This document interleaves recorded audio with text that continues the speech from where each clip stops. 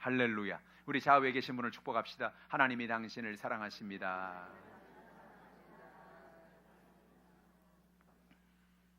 오늘 하나님이 저 여러분을 사랑하시고 오늘도 예수님 안에서 좋은 일이 있습니다. 여러분과 함께 에베소서 4장 1절로 12절의 말씀에 근거해서 그리스도의 몸을 세우라, 이런 제목으로 은혜의 말씀을 나누겠습니다. 하나님은 우리 한 사람 한 사람을 부르셔서 구원하시고 하나님의 자녀 삼아주셨습니다. 하나님의 자녀로 삼아주신 것만도 감사한데 하나님 우리에게 사명을 주시고 우리에게 하나님의 은혜를 주셔서 하나님의 교회를, 하나님의 몸을 세울 수 있는 은혜를 주셨어요. 오늘 성경 말씀 보니까 그리스도의 몸을 세우라라는 말씀이 있는데, 그리스도의 몸을 세운다. 그리스도의 몸이 뭐예요? 그리스도의 몸은 바로 교회를 의미하는 것입니다. 예수님은 교회의 머리가 되시고 그리스도의 몸은 바로 교회, 우리 모든 성도들이 되어지는 것이죠. 하나님이 저 여러분에게 이 하나님의 영광 가운데 그리스도의 몸을 세우기를 원하시는 것입니다. 하나님이 왜 우리에게 이 사명을 감당케 하셨습니까? 그것이 에베소 4장 12절에 있습니다. 같이 한번 읽어보죠. 이는 성도를 온전하게 하여 봉사의 일을 하게 하며 그리스도의 몸을 세우려 하심이라. 하나님이 우리를 부르셔서 구원하시고 우리에게 귀한 사명을 주시고 우리에게 모든 직분을 주신 것은 바로 성도를 온전하게 하며 봉사의 일을 하게 하며 그리스도의 몸을 세우게 하려고 그렇게 했다는 거예요. 우리 몇 주에 걸쳐서 에베소서의 말씀을 계속 나누고 있어요. 바울이 에베소 교인들에게 편지하면서 그 교인들에게 너희들이 어떻게 하면 믿음의 삶을 잘 살 수 있을 것인가를 바로 이 에베소에 담아서 그들에게 편지하고 있는 것이죠. 오늘 본문의 진리가 무엇입니까? 성도를 온전하게 하기 위해서 우리를 세우셨다는 거예요. 여러분, 온전하게 한다는 말은 우리가 온전치 않다는 말이죠. 하나님이 우리 한 사람 한 사람을 온전하게 하기 위해서 우리를 구원하시고 우리를 하나님의 일꾼으로 부르셔서 우리에게 사명을 맡기신 이유는 우리가 온전치 않다는 거예요. 왜 그렇습니까? 우리는 어려서부터 성장하면서 가정에서, 삶에서, 부모님에게, 친구들에게, 이웃들에게 정말로 수많은 환경에서 우리는 상한 마음을 가지고 인생을 살아가는 거예요. 온전치 않아요. 어떤 사람은 저 사람 왜 저러지? 왜 그래요? 온전치 않아서 그렇죠.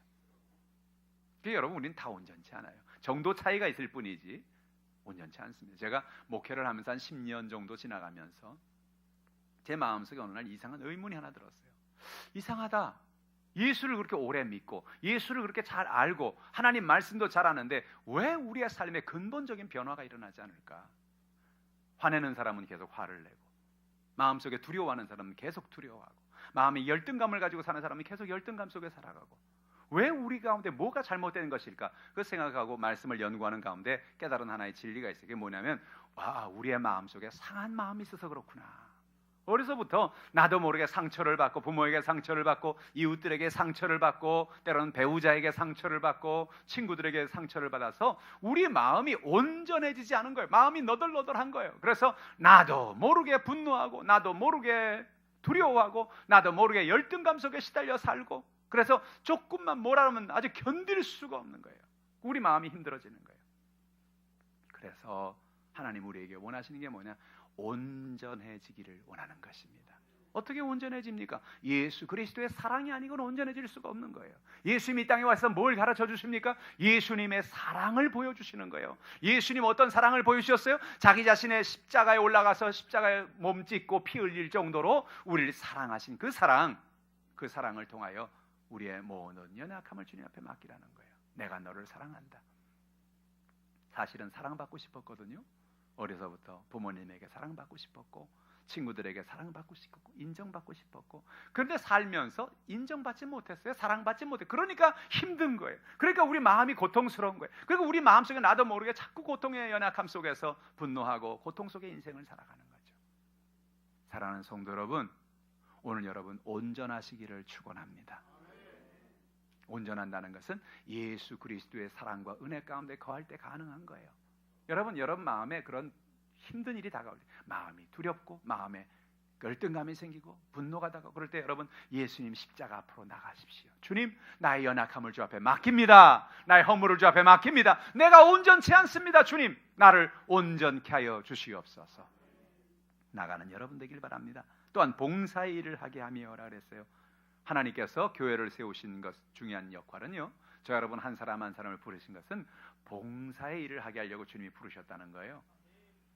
어떻게 보면 주일날 여러분이 일주일 내내 일하는 것보다 더 많은 일을 하시는 분도 있어요. 남선교회, 여선교회, 새신자질, 성가대, 교회 학교 교사들, 정말 수많은 사람이 주일날 아침 이른 시간부터 저녁 늦은 시간까지 봉사해요. 일주일 내내 일을 하고 여러분 주일날 와서 하루 좀 쉬었으면 좋겠다 싶은데 또 나와서 이렇게 일을 하니 참 얼마나 힘들어요. 그런데 놀라운 것은요, 세상에서 일을 하는 것과 교회에서 봉사하는 게 뭐가 다르냐면, 세상에 일을 하는 것, 교회에서 봉사하는 것 차이는 봉사할 때 하나님이 힘을 주신다는 거예요. 놀라운 사실은요, 봉사하면 몸은 피곤하죠. 몸은 피곤한데 이렇게 집에 갈 때쯤 되면 마음이 뿌듯하고요, 막 기쁨이 있고요, 행복해지는 거예요. 할렐루야. 그게 봉사가 주는 은혜입니다. 하나님이 왜 우리를 부르셨는가? 왜 우리를 세우셨는가? 봉사하라는 거예요. 할렐루야. 여러분 교회에서 봉사 안 하시는 분 있으면 봉사하시길 바랍니다. 여러분 건강해지는 거예요. 봉사하십시오. 기쁨이 넘쳐나는 거예요. 성가대도 와서 봉사하시고, 교회 학교 교사로도 봉사하시고, 여러분 각자의 삶의 자리에서 봉사하시기를 주님의 이름으로 축복합니다. 뿐만 아니라 그리스도의 몸을 세우려 함이라는 것입니다. 여러분 예수 그리스도의 몸을 세워서 교회를 아름답게 세워서 하나님의 영광 가운데 나가는 여러분 되길 바랍니다. 그리스도의 몸을 세운다는 게 뭐예요? 우리 한 사람 한 사람이 바로 서는 것을 의미하는 거예요. 믿음으로 바로 서는 거예요. 서로를 위해서 기도해주고, 서로를 위해서 연약함을 붙잡아주고, 믿음으로 나아가는 그런 교회, 그런 아름다운 교회가 되시기를 주님의 이름으로 축복합니다. 오늘 본문이 우리에게 주는 진리가 무엇일까요? 첫 번째로 예수님의 성품을 닮아가는 제자가 되라는 것입니다. 1절 말씀, 2절 말씀 같이 읽어보죠. 그러므로 주 안에서 갇힌 내가 너희를 권하노니 너희가 부르심을 받은 일에 합당하게 행하여 모든 겸손과 온유로 하고 오래 참음으로 사랑 가운데서 서로 용납하고. 바울은 말합니다. 1절에 우리가 주목해야 될 단어가 있어요. 주 안에서 갇힌 내가라는 말입니다. 원어의 성경에 보면, 오늘 본문에 보면 바울은 사실 지금 감옥에 갇혀 있는 거예요. 로마의 감옥에 갇혀서 저 에베소 교인들을 향하여 편지하고 있어요. 그래서 이 책을, 에베소서를 우리는 옥중서신이라고 그렇게 얘기를 하는데, 주 안에서 갇힌 내가라는 말은 단순히 바울이 감옥에 있다는 그런 얘기가 아니에요. 그냥 로마 감옥에 있어 갇힌 나는 그런 것이 아니에요. 제가 원어를 읽어보니까 이 말의 뜻은 The prisoner of the Lord라는 말이에요. 그 말이 무슨 얘기냐면 주님의 포로란 뜻이에요. 주님의 감옥에 있는 사람, 그런 뜻이에요. 여러분 주님의 감옥에 있다는 말이 무슨 말이에요? 주님의 포로라는 말이 무슨 말이에요? 여러분 단지 로마 감옥에 갇혀있는 그런 거라면 우리가 이해가 되는데, 주님 안에 갇힌 나는 이라는 뜻이에요. 바울 스스로가 자기가 주님 앞에, 주님 안에서 포로가 되어 살기로 결단했던 것을 의미하는 것입니다. 우리 옛날에 어렸을 때 시를 배우는데, 시를 보면 당신의 포로가 되는 나는, 당신에게 복종하는 나는, 뭐 그런 시를 우리가 읽고 본 적이 있어요. 누군가가 너무 좋으면 그의 포로가 되기를 원하는 거예요. 누군가를 너무 사랑하면 내가 그의 포로가 되기를 원하는 거예요. 그의 안에 갇히기를 원하는 거예요. 오늘 바울은 고백합니다. 나는 예수 그리스도 주님 안에서 나는 포로가 되었습니다. 나는 주님 안에 갇힌 사람입니다. 왜요? 주님이 너무나 감사해서, 주님이 너무나 좋아서, 주님의 사랑이 너무나 감격스러워서 그는 내가 주 안에서 갇힌 자 되었다라고 고백하는 것입니다. 너희를 권하노니 너희가 부르심을 받은 일에 합당하게 행하라 그랬어요. 오늘 여러분, 저 여러분이 부르심을 잃은 그 일에 합당하게 행하기를 주님의 이름으로 축복합니다. 그럼 부르심을 받은 일이 뭐냐? 2절에 나오는 말씀이에요. 모든 겸손과라고 한 것입니다. 오늘 여러분 겸손하시기를 주님의 이름으로 축복합니다. 마태복음 11장 29절에 예수님 말씀하십니다. 나는 마음이 온유하고 겸손하니 나의 멍에를 메고 내게 배우라. 그러면 너희 마음이 쉼을 얻으리니. 여러분 우리 마음의 겸손의 삶을 의미하는 것이죠. 사람은요 살아갈수록 겸손할 때 사람들에게 인정받고 사랑받는 것이에요. 이번에 우리 월드컵에서 정말 월드컵 경기 3경기를 하면서 첫 경기, 2경기 하면서 정말로 마음이 많이 힘들었어요.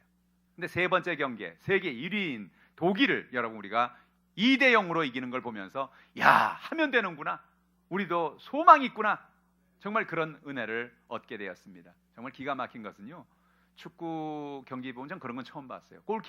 독일 골키퍼가 중앙선을 넘어서 우리 앞에 자기가 축구를 하고 있더라고.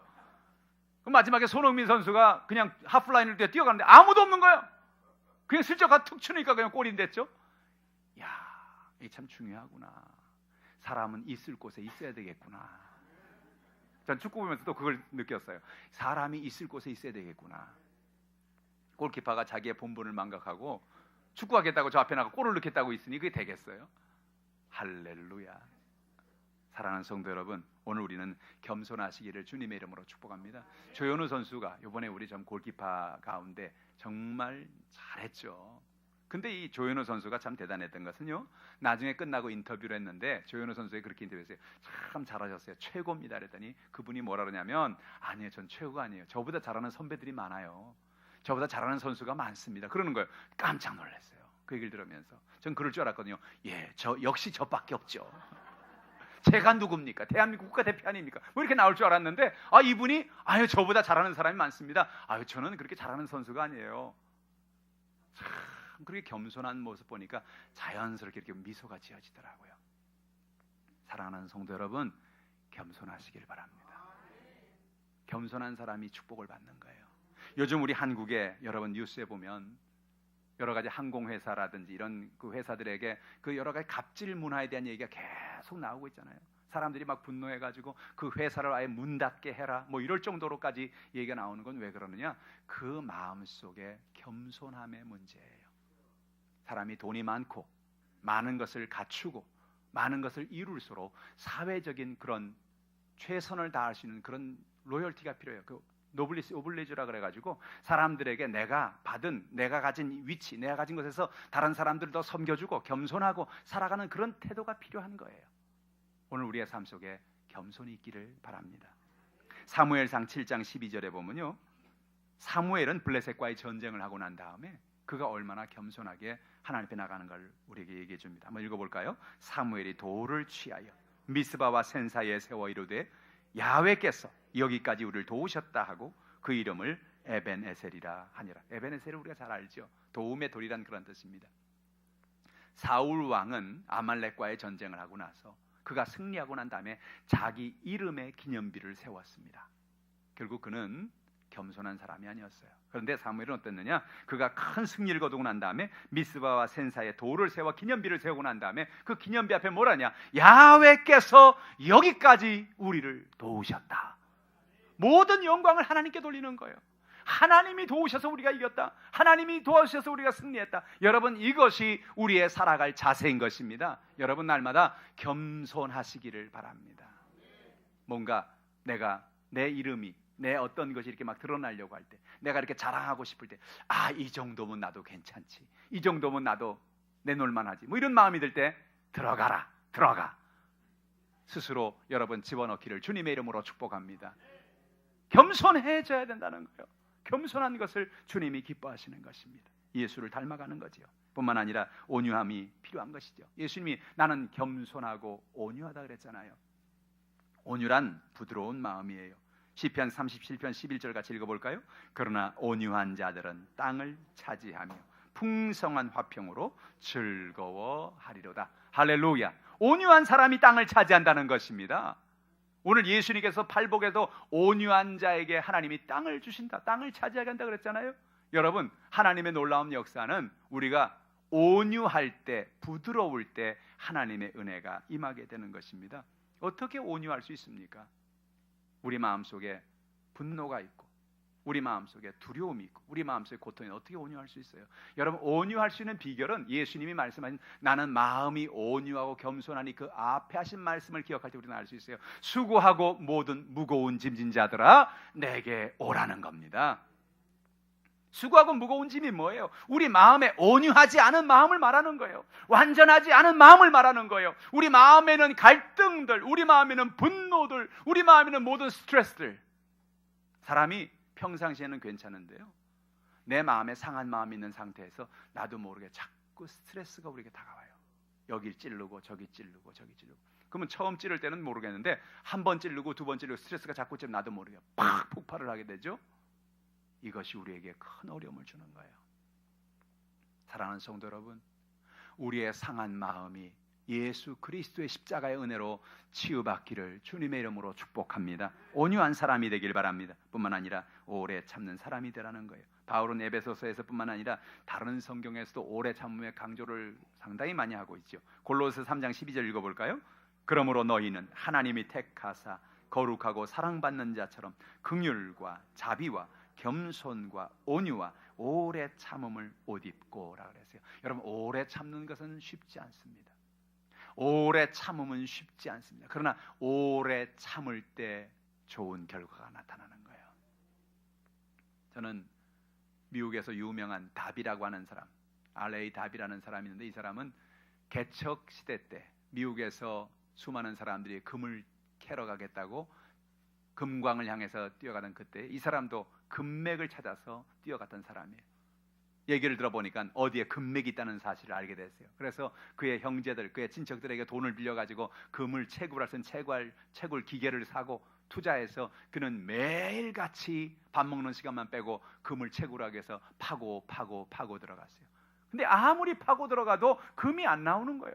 아무리 파도 금이 안 나오는 거예요. 금이 안 나오니까 너무너무 이젠 지친 거죠. 이제는 먹고 살 게 없고 이제 돈도 없고 이젠 버틸 수 있는 힘이 없는 거예요. 그래서 금이 안 나오는가 보다, 끝났다 생각하고 그가 샀던 그 많은 값을 주고 산 기계를 헐값에 고물상 장사에 대해 팔고, 그리고 이제 그는 다른 일을 하고 살아야 되겠다고 이제 내려왔어요. 고물상 장사가 그 기계를 사고 이거 가지고 내가 뭐 하나? 그거 가지고 할 게 없는 거예요. 그렇다고 그냥 가만히 세워놓으면 기계가 계속 녹슬 것 같고, 그러니까 이 기계를 움직여야 되면 어떻게 할까? 그래, 그 사람이 파던 데가 나도 좀 파보자 그러면. 그래서 그 다비가 파던 곳에 가서 계속해서 그 기계를 돌리면서 그 사람이 매일 가서 파기 시작했어요. 근데 놀라운 사실은요, 그 금을 팠는데 금을 거기 파던 데부터 1m 파고 나니까 금맥이 터졌어요. 놀라운 일이에요. 그래서 이 고물 장사가 어떻게 됐어요? 갑부가 됐죠. 갑부가 금맥을 터졌으니까. 근데 나중에 이 소식이 다비한테 들어갔어요. 그 다비가 뭐라 그랬을까요? 그거 내 거요, 내 기계요. 그럴 수 있어요? 다 팔았는데 어떻게 하겠어요? 나중에 이 다비라는 사람이 보험업을 하는 그런 사람이 됐는데, 이 사람이 가는 곳마다 자기 얘기를 해. 그래서 지금 이 얘기가 퍼지게 된 거예요. 무슨 얘기냐? 이런 얘기를 늘 했다 그래요. 여러분, 포기하지 마세요. 오래 참으십시오. 1m만 더 파십시오. 1m만 더 파면 금맥이 터집니다. 제가 1m를 못 파서 참지 못해서 제가 엄청난 그 금을 잃어버렸습니다. 여러분, 포기하지 마십시오. 오래 참으십시오. 그렇게 얘기했다고 그래요. 여러분, 오래 참으시길 바랍니다. 그는 하나님의 은혜가 넘쳐나기를 바랍니다. 두 번째로 성경에 말합니다. 사랑 가운데 서로 용납하라는 것입니다. 크리스찬의 삶 속에서 가장 중요한 것이 있다고 한다면 그건 사랑입니다. 우리는 사랑을 받고 있고 사랑 가운데 살아가는 거예요. 하나님 우리를 부르신 것은요, 사랑을 연습하라고 부르신 거예요. 사랑 가운데 서로가 용납하라는 거예요. 여러분, 사랑은 뭐냐? 용납하는 거예요. 용납한다는 게 뭐예요? 누군가가 원할 때 그걸 허락하는 거죠. 나 이렇게 해도 괜찮겠어요? 좋아. 그게 용납하는 거죠. 여러분, 오늘 우리가 인생을 살아가면서 서로가 용납하는 여러분 되기를 주님의 이름으로 축복합니다. 용납한다는 말을 다른 말로 말하면 섬기고 살아가는 것입니다. 한 남편과 아내가 있어요. 남편은 아내를 사랑한다고 고백하고 아내도 남편을 사랑한다고 고백합니다. 그런데 사랑한다고 말하지만 서로의 귀찮은 것은 서로가 해주기를 원치 않습니다. 왜? 나도 귀찮은데 그걸 왜 해야 되겠나? 아내가 부탁해. 여보, 내가 이거 참 귀찮은 일이 있는데 이거 좀 해줄래요? 아유, 나도 귀찮다. 당신이 해라. 또 남편이 나갔다 와서 좀 쉬려고 하는데, 되게 이제 나갔다 와서 일을 하고 와서 이제 한 30분이나 1시간 이렇게 좀 이렇게 앉아서 쉬어야 이렇게 또 에너지가 보충되는 사람들이 있어요. 되게 내성적인 사람들이 그런 경우가 많은데, 쉬는데 아내가 여보, 집에 왔으니 나 좀 도와줘. 이것도 해주고 저것도 해주고. 나 좀 한 30분만 쉬게 해줄래? 내가 좀 쉬어야 내가 에너지가 보충이 되는데, 서로가 섬겨주는 거예요. 서로의 이야기를 들어주는 거예요. 내가 보기도 그거 귀찮은 거예요. 내가 보기도 싫은 거예요. 그런데 만약에 상대방이 저걸 귀찮아하고 힘들어하면 그래, 내가 좀 해주자라는 마음을 갖는, 그게 뭐예요? 그게 사랑이라는 거죠. 사랑이란 여러분 그냥 불타오르는 열정만이 아니에요. 우리가 젊었을 때 막 불타오르는 튀기는 어떤 그런 사랑, 그런 사랑만이 사랑이 아니고 사랑이라는 것은 섬겨주는 거예요. 귀찮은 것을 대신해 주는 거예요. 서로를 품어주는 거예요. 용납하는 거예요. 오늘 여러분에게 그런 은혜가 있기를 주님의 이름으로 축복합니다. 교회에서도 마찬가지죠. 우리가 교회에서 하나님 은혜 가운데 부름받은 것은요, 우리가 연약함에 있는 사람들을 품어주라고 주님이 우리를 부르신 거예요. 교회 가운데 보면 참 천차만별의 사람들이 있어요. 어린 시절부터 부모에게 상처받은 사람, 또 선생님에게 마음의 아픔이 있는 사람, 배우자에게 힘들어서 고통이 있는 사람, 정말로 천차만별의 사람들이 있어요. 그러니까 여러분요, 교회 오는 사람들은 이게 다 아픔이 있는 사람들이에요. 아픈 사람들이에요. 그 아프면 어떻게 해요? 싸매줘야죠. 품어줘야죠. 그래서 교회에 오면 서로가 사랑으로 용납하고 섬겨주어야 하는 것입니다. 그래서 교회 와서 여러분, 교인들을 서로들 만났을 때 딱 눈이 마주치는 사람이 있으면 성령께서 하는 음성을 듣기 바랍니다. 성령께서 여러분, 누군가가 성도에 딱 마주치잖아요. 교인들 누가 눈 마주치잖아요. 그때 성령이 뭐냐? 웃어라 하는 거예요. 웃어라. 기쁨을 주어라. 서로에게 기쁨을 주어라. 교회에서 여러분 성도들이 서로 눈이 마주칠 때 서로 웃기를 바랍니다. 미소를 짓기를 바랍니다. 그리고 이렇게 얘기하세요. 오늘 얼굴 참 좋으시네요. 그렇게 얘기해 주시는. 우리 연습해 볼까요? 옆에 사람에 오늘 얼굴 참 좋으시네요. 할렐루야. 뭐가 좋다고요? 얼굴이 좋다 그래. 옷 좋다 그러면 안 돼요. 오늘 옷 참 좋으시네. 그러면 오해. 왜? 옷을 벗어달라는 거야? 뭐야 지금? 그럴 수 있어요. 뭐가 좋다고요? 얼굴 좋다. 얼굴은 띄워줄 수가 없잖아. 그러니까 얼굴 좋다 그래. 사실 살다 보면 지치고 힘들 때가 있잖아요. 근데 사람들이 얼굴 보고 어떤 사람 늘 하는 그런, 이 사람은 습관적으로 이런 얘기야. 오늘 얼굴이 안 좋으시네요. 오늘 얼굴에 핏기가 없으시네요. 그러면요, 듣는 사람 기분이 엄청 나빠요. 오늘 얼굴이 안 좋으시네요. 오늘 어디 아프세요? 왜 그러세요? 안 아파다가도 갑자기 아파지는 것 같아요. 그러니까 여러분, 긍정의 말을 하시길 바랍니다. 사람들을 만날 때, 교인들을 만날 때 먼저 한번 탁 웃어주고 미소를 지어주고, 뭐라고요? 오늘 얼굴 참 좋으시네요. 오늘 참 좋으십니다. 할렐루야. 서로가 여러분 이렇게 말로 서로에게 격려해주는 역사가 있기를 주님의 이름으로 축복합니다. 우리는 교회 왜 나오냐면요, 하나님을 예배하러 나오지만 교회 나오는 것은 격려받으러 나오는 거예요. 사랑받으러 나오는 거예요. 교회 공동체가 그래서 존재하는 거예요. 하나님의 은혜 가운데 서로 교회가 성도들을 서로를 붙잡고 연약함을 품어주는 것입니다. 그리고 여러분 가운데 여러분 지역이나 구역에서 주일날 이렇게 나오시다가 안 나온 분이 있을 수 있죠. 그럼 어떻게 하면 될까요? 알아서 잘 나오겠지. 그러고 있는 게 아니고 바로 그 주로, 바로 그날로 전화를 하는 거예요. 연락을 하는 거예요. 오늘 집사님 오늘 안 보이시던데요. 어디 무슨 일이 있으셨나요? 특별한 일이 없이 안 나오시는 분 없잖아요. 결혼식이 있어서 못 나왔든지, 아니면 갑자기 넘어져서 다쳤든지, 아니면 어떤 아파서 안 나왔다든지 그런 이유가 있을 거 아니에요? 그러면 예를 들어서 아파서 안 나왔다 그러면 큰일이잖아요. 그죠? 빨리 가서 기도해주고 우리가 서로 신방해주고 그런 것이 필요해요. 그럴 때 뭐예요? 그럼 뭘 느껴요? 아, 내가 사랑받고 있구나. 누군가가 나에게 이렇게 신경을 써주는구나. 이게 교회 존재의 이유예요. 그리스도의 몸을 세우는 거예요. 오늘 여러분에게 이런 사랑의 용납이 있기를 주님의 이름으로 축복합니다. 사랑은 주는 것입니다. 마태복음 7장 12절 같이 읽어볼까요? 그러므로 무엇이든지 남에게 대접을 받고자 하는 대로 너희도 남을 대접하라. 이것이 율법이요 선지자 아니라. 여러분, 우리는 남에게 대접을 받고자 원하는 대로라는 말을 기억해야 됩니다. 여러분 대접받기 원하십니까? 여러분 선물 받기 원하십니까? 별로 안 원하시는 것 같아요. 사람들은 남들이 나에게 선물해주고 대접해주면 좋죠. 우리 밥 한 번 먹읍시다. 밥 사드릴게요. 그러면 기분 좋잖아요. 그죠? 근데 성경이 뭐라 말하냐면 너희가 무엇이 남에게 대접을 받고자 하는 대로 너희도 남을 대접하라는 거예요. 이걸 우리 황금률이라고 그래요. 다른 사람에게 내가 대접받기를 원하는 것처럼, 선물 받기 원하는 것처럼 나도 누군가를 대접해주고 누군가에게 선물을 주라는 거예요. 오늘 여러분에게 그런 은혜가 있기를 바랍니다. 그게 사랑의 용납이에요.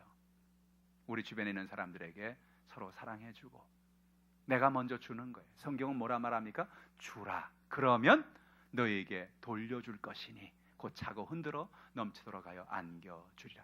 여러분, 하나님은요, 우리가 하나님 앞에 드림의 법칙을 통해서 우리가 놀라운 것을 가르쳐 주길 원하세요.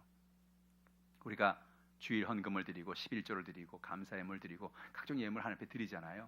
그거 왜 드리라 그러냐면, 주라 그러면 너에게 돌려줄 것이니 곧 차고 흔들어 넘치도록 주시는 하나님의 은혜를 깨닫게 하시는 거죠. 여러분 줄 때 행복한 것입니다.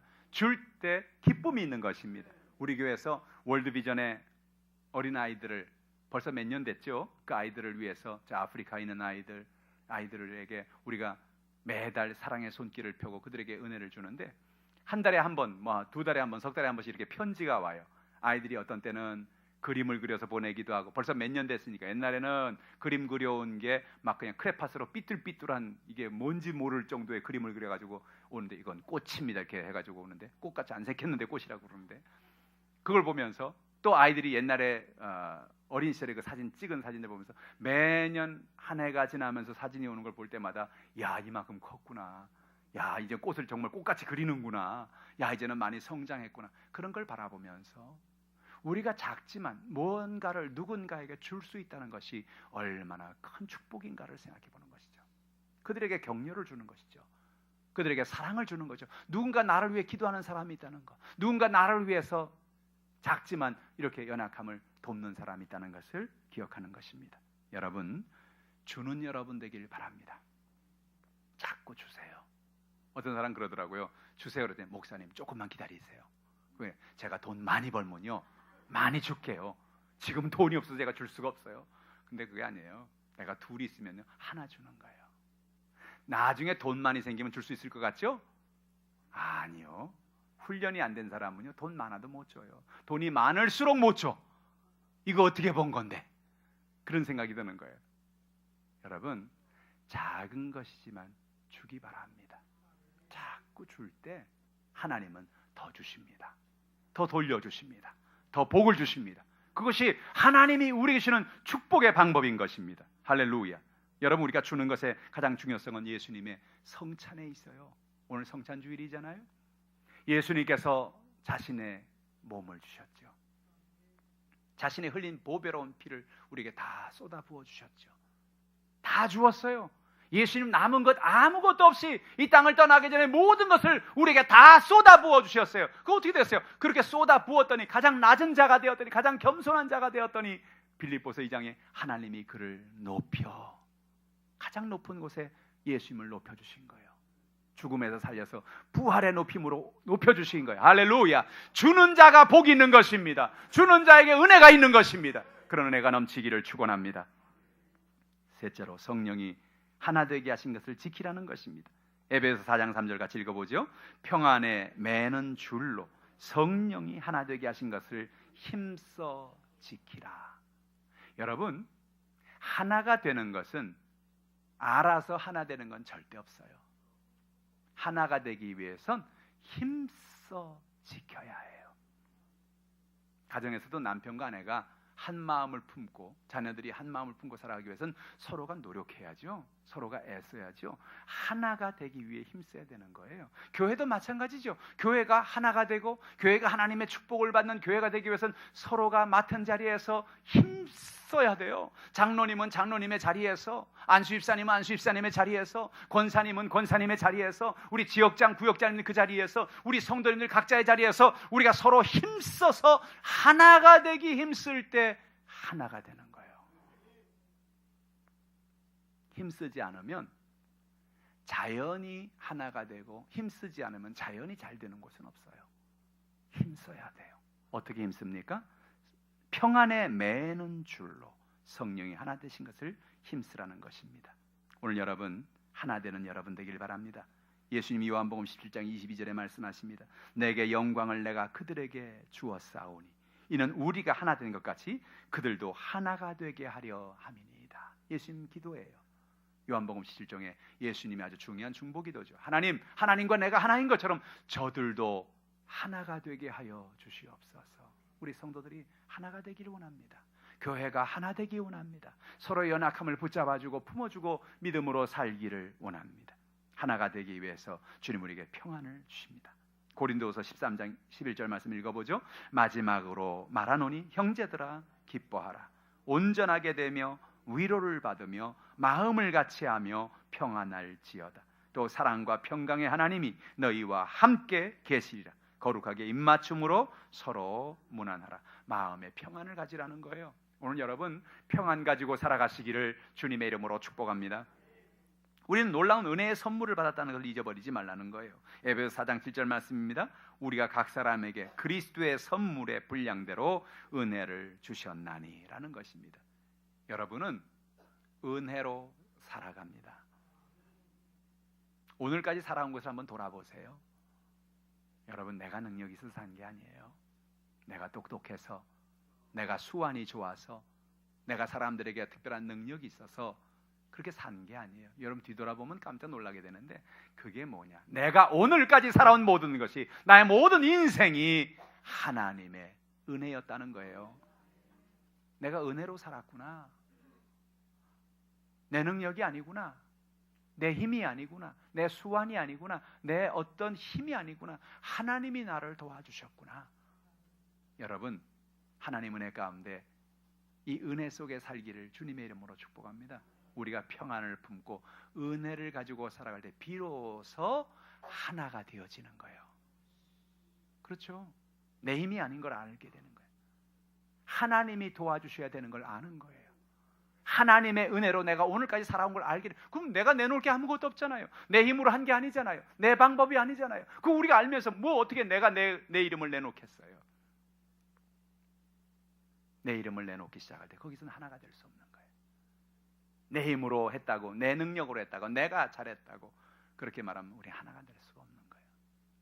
그리스도의 은혜 가운데 평안 가운데 거하고 나는 은혜로 삽니다. 하나님의 은혜로 나는 삽니다. 이 고백을 늘 하면서 살아가는 저 여러분 되시기를 주님의 이름으로 축복합니다. 기도하겠습니다. 하나님 아버지, 예수 그리스도의 몸 교회를 세우라고 말씀하십니다. 하나님 아버지, 성도들을 세우라고 말씀하십니다.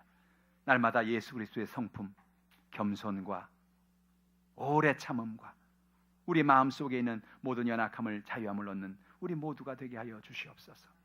온유한 우리가 되게 하여 주시옵소서. 사랑 가운데 용납하여 서로를 섬기는 마음을 허락하여 주시옵시고, 성령이 하나 되게 하신 그 평안과 은혜 속에서 날마다 믿음으로 살아가는 우리 모두가 되게 하여 주시옵소서. 오늘 주의 성령께서 함께 하시고 은혜 베풀어 주심을 감사드리며 예수님의 이름으로 기도하옵나이다. 아멘. 오늘 우리가 성찬을 대하기 전에 주님 앞에 나가서 기도로 준비하기를 원합니다. 예수님, 우리의 모든 죄와 허물을 용서하여 주옵소서. 예수님, 우리 마음의 상한 마음을 치유하여 주시옵소서. 하나님의 은혜와 평강을 우리에게 베풀어 달라고 오늘 성찬을 준비하면서 이 시간 주여를 창하시고 통성으로 기도합니다. 주여!